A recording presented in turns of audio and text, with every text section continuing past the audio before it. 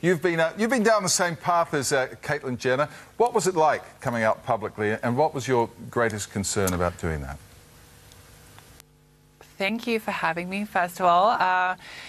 Look, I do think that mine and Caitlyn's stories are quite different, but we do share the fact that we kind of did this publicly. And, gosh, my greatest concern, I think, was how it would be perceived.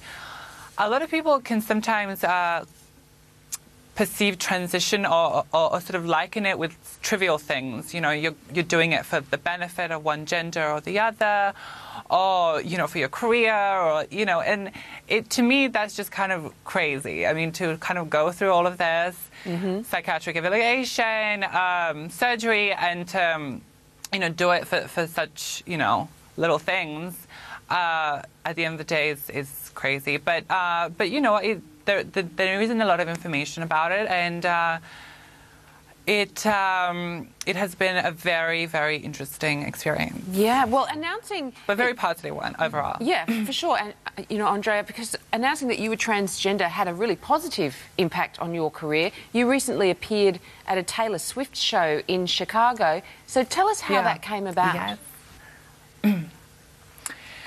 Well, we share some friends in common. One of them is my best friend, Damian Baker. And he suggested we go to Chicago, see her show. I had never met her before. And she basically, it came to her knowledge that I was coming, so she called my people and said, asked me if I would walk for her. And of course, I said, hello, why not? And it was just incredible. How was the show? I had such a good time. Her energy was great. She's a great singer. She's a great performer. It was a huge stadium. It was 55,000 people. I don't think I've ever been to a concert. No one does concerts that big anymore. So definitely one of the most unique things I've ever done. I kind of felt like a pop star for a few minutes, so it was cool.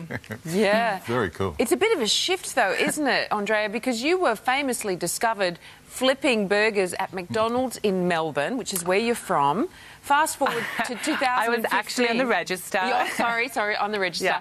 Yeah. But, you know, a job at Macca's, and you've just been profiled by Vogue magazine, and you're the first transgender model to be the face of a major cosmetics label. So, you know, do you catch your breath sometimes just to take stock of how far you've come?